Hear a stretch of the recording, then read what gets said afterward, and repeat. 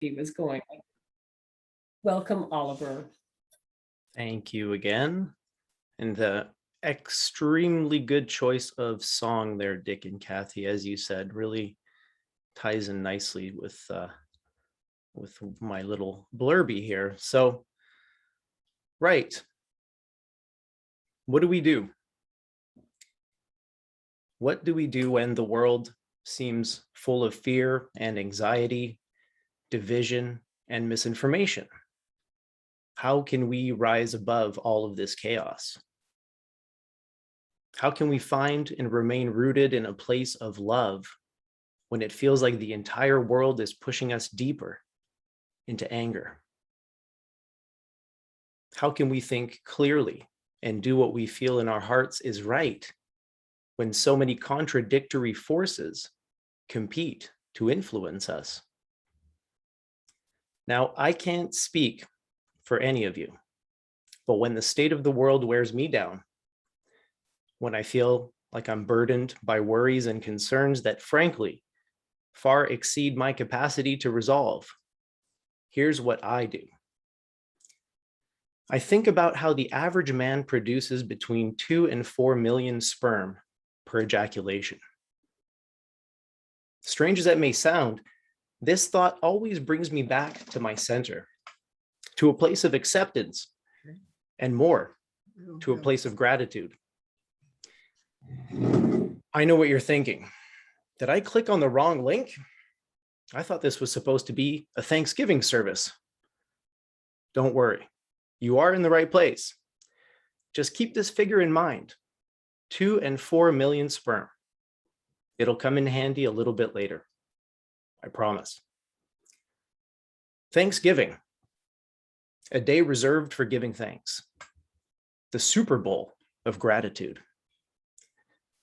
Giving thanks might seem like a simple deed, but it can be quite difficult to carry out, especially when we can't find reasons for which to be thankful. I know that when I focus on the big picture and spend too much time contemplating the state of the world, the pandemic, the plight of Indigenous people and other visible minorities, climate change, and so on, I don't find many reasons for which to be thankful. Yet, despite the doom and gloom that fills me when I focus on these particular aspects of the world, there's a part of me that knows that there's always something for which to be thankful, that it's only a matter of how and where I focus my attention that determines what I see and don't see. That's why I've had to develop some strategies over the years to reframe my surroundings and circumstances in such a way as to bring the blessings in my life to the forefront. Because as most of us know, and as many of us have already stated in this service, gratitude is a powerful grounding force. Whereas desire and fear are rooted in what is not, gratitude is firmly anchored to what is. At each moment, I'm faced with an ever-present choice. I can focus on the things I want but don't have, or on the things I have but don't want. And these, by the way, I suggest to you are one and the same. Or I can focus on the things I would want if I didn't already have them. The things I would want if I didn't already have them. As the Greek philosopher Epicurus advised his students, do not spoil what you have by desiring what you have not. Remember that what you now have was once among the things you only hoped for. How's that for a clever bit of reframing? I can focus on my desire for things to be other than they are. How I wish this blasted pandemic would end. How I wish my kids didn't have to wear masks at school. How I wish we could all be congregating in person right now. Or I can focus on the way things are now and the blessings in my life.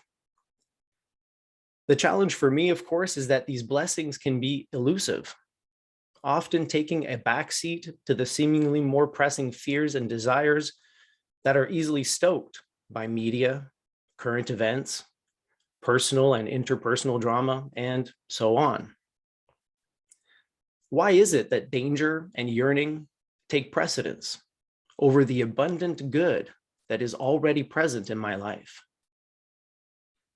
Why is it that for many of us, myself included, pessimism comes naturally and automatically, while things like objectivity, acceptance, and gratitude are relatively difficult to bring forth?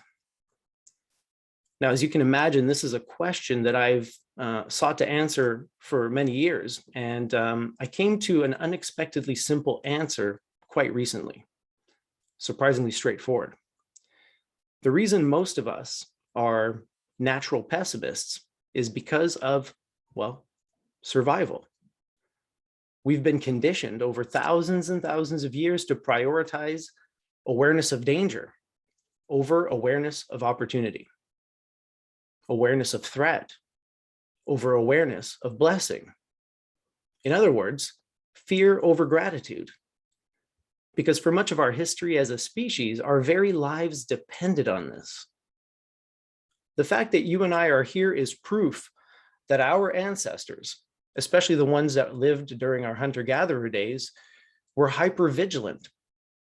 Had they lacked this trait, this penchant for fear, they would not have survived long enough to pass their genes down the long line of successors, leading to those of us gathered here today. Imagine that you're a hunter-gatherer living some 40,000 years ago. You wander through a forest and stumble into a clearing. Now, on the left side of the clearing, there's a lush berry bush full of ripe fruit. And then on the right side of the clearing, there's a saber-toothed tiger crouching low in the shadows, watching you with hungry eyes. Now, if you don't notice the berries, you might go hungry for a day, but you'll be fine in the long run. However, if you fail to notice the tiger, there will be no long run for you. You're done for. So as a result of this, we're naturally sensitive to the negative. And historically, this has served us very well. But now our hunter-gatherer days are firmly behind us. And yet we still carry that old programming within ourselves. We fixate on threats and dangers, whether they're real or perceived, at the expense of the blessings and gifts that surround us. And this, I suggest, is a heavy burden on our mental health. It is also the underlying cause of our current predicament, what I like to call the fear pandemic, which is, in my opinion, the source of the many superficial dangers we face on a global scale. From fear, we get anxiety, greed, anger, hatred, and all the other afflictive emotions that drive people to do cruel, foolish, and destructive things to each other, to other living beings, and to the planet in general. Really, truly is a fear pandemic that we're living through right now, my friends.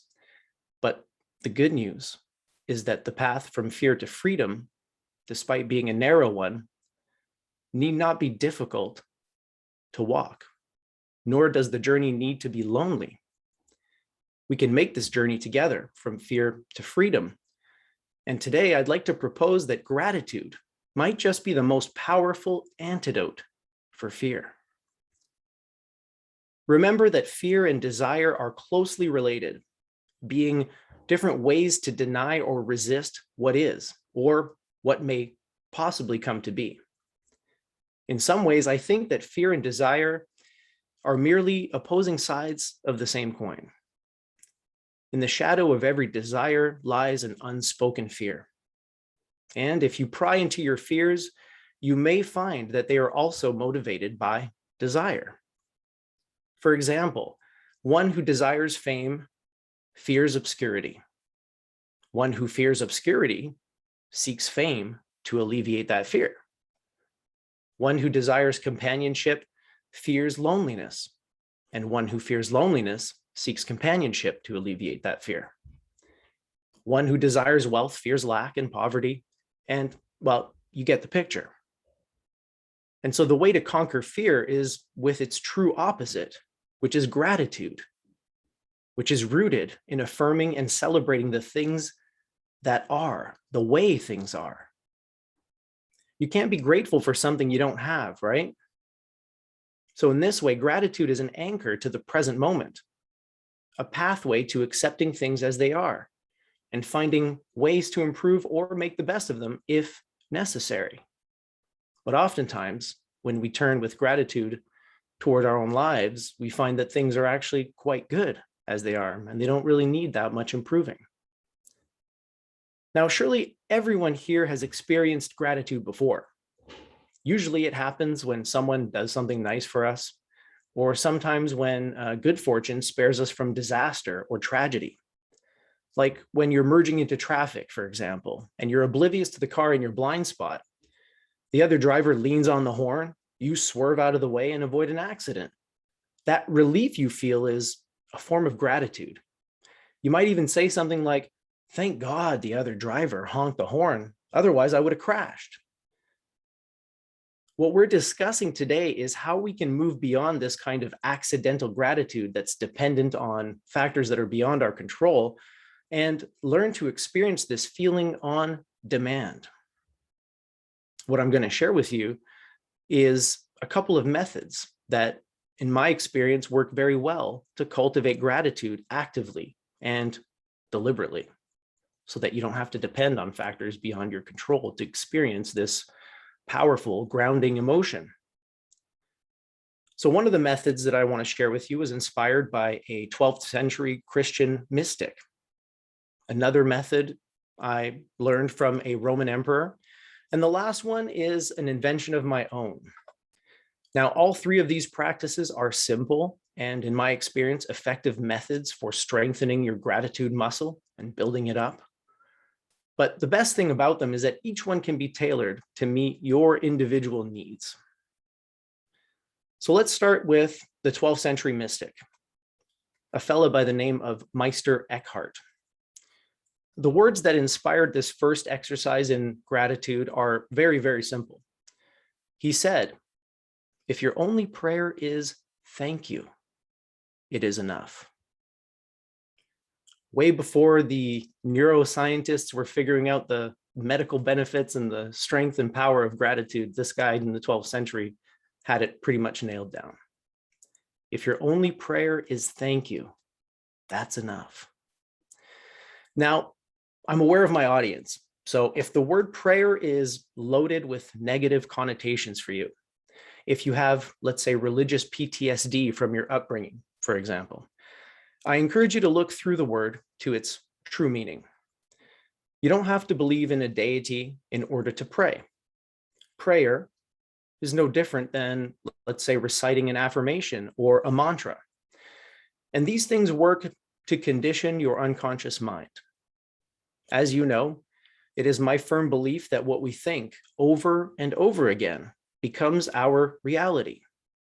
When our thinking changes, our world changes with it. And so prayer for me is just a way to reprogram your thinking and reorient yourself in different ways. So the exercise here is simple. Make a point of saying thank you as often as possible, out loud to other people, but also, and in my opinion, more importantly, inside yourself, even when there's nobody to thank. Enjoying a beautiful sunset by yourself? Thank you. Just emerged from the ocean after a refreshing swim? Thank you. Relaxing after a long day at the office? Thank you. Hugging your kids when they get home from school? Thank you. All of these things are gifts. The point is to take the time to recognize them as such and give thanks. Ralph Waldo Emerson, that wise, beautiful soul, describes this practice elegantly and even takes it one step further. He writes, "Cultivate the habit of being grateful for every good thing that comes to you, and give thanks continuously. And because all things have contributed to your advancement, you should include all things in your gratitude. All things in your gratitude. Maybe we can call it radical gratitude, being thankful for the blessings as well as the challenges, for the simple reason that the challenges are themselves opportunities for education and personal growth. Indeed, all the challenges in your past were essential to your current state of being. Without them, you wouldn't be who you are today. And that, in my opinion, would be a shame. That's exercise number 1. Say thank you continuously. The second exercise comes to us by way of the last of the good Roman emperors, as he's called, Marcus Aurelius. In his private journals, Marcus coached himself in this way. He writes, "When you wake up in the morning, think of what a precious privilege it is to be alive, to breathe, to think, to enjoy, to love." Again, simple, direct, and to the point, just like Meister Eckhart. What I get out of this passage from Marcus Aurelius is twofold. Number 1, I should start each day by contemplating the things for which I am grateful. And number 2, these things don't need to be extravagant or massive, If we take Marcus's example, he's grateful for the privilege of being alive, the privilege of breathing, thinking, enjoying, and loving. Now, these things are so close to us, so imminent in our lives, that they can easily escape our notice. Yet to experience these simple things is indeed a precious privilege. Starting each morning in this manner, by mentally listing off some of the things for which you're grateful, sets the mental and emotional tone for the rest of the day. If you combine it with regular prayers of thanks, they're sure to cause a shift in your overall mood and mindset, building resilience in the face of adversity and unpleasantries of every sort. This is how we build up that gratitude muscle. This is how we strengthen it, by practicing gratitude as much as possible. Now, I will warn you, there is a side effect to doing this. One of the things that I've noticed in performing these 2 exercises on a daily basis for the last years is that my list and prayers become a bit repetitive. Like the things that I list off every morning, I find myself going over the same people and the same circumstances and the same things over and over again. And so in order to keep this process fresh and alive, I sometimes force myself to try and think outside of the box. I try to widen my circle of gratitude beyond the usual in order to encompass things I didn't notice before or think about. And this sort of exercise to widen my circle of gratitude has led me to some pretty mind-blowing realizations. Like, for instance, that bizarre factoid I shared with you earlier about semen. I know it's crude, I get it, but this thought that I shared with you at the very beginning about the number of sperm really does trigger the gratitude response in me every single time. Whenever I'm down, whenever things seem dark and gloomy, every single time I just have to think about that figure and I feel better immediately. And here's why. In my search for more novel sources of gratitude, I came to ponder the mathematics behind it all.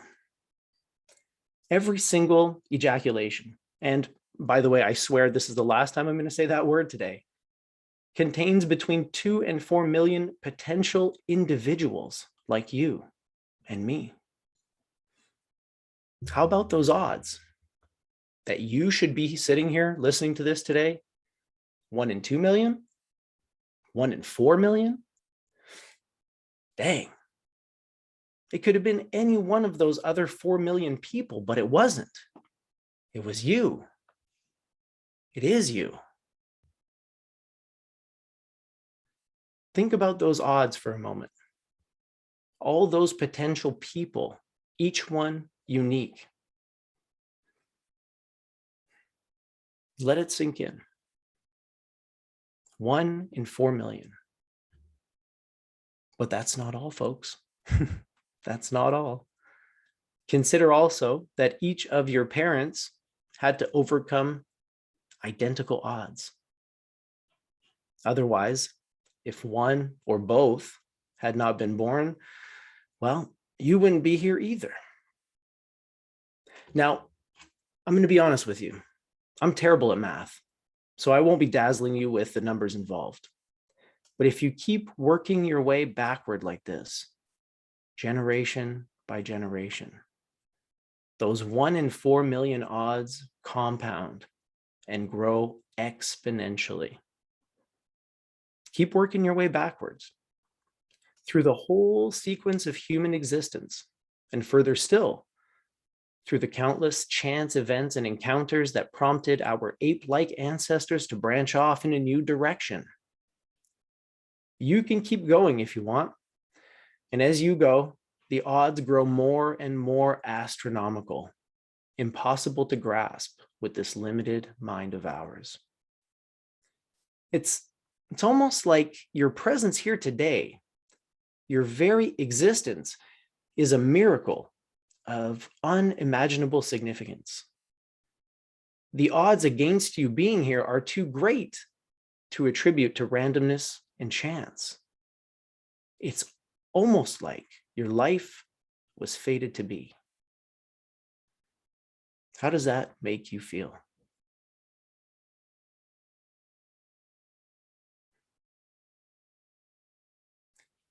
When I meditate on all of this, when I try to grasp these astronomical odds and all of the moments that had to happen exactly as they did in order for us to be here today, my friends, I'm consumed by wonder and awe. And quite frankly, those words are too flimsy to really describe how I feel. When I contemplate all of this, I become very, very small. And at the same time, I become expansive, humbled, and grateful for the chance to experience the strangeness and beauty of this universe, the companionship of friends who were fated to be. In light of this, the hardships and inconveniences pale in the blazing light of realization. The pandemic shrinks, all concerns and problems dissolve, and I find myself repeating the words over and over again. Thank you. Thank you. And indeed, thank you all for having me and for humoring my strange ramblings. It's truly always a pleasure and a privilege to be here and to connect with you. And as always, I look forward to the forum after our service.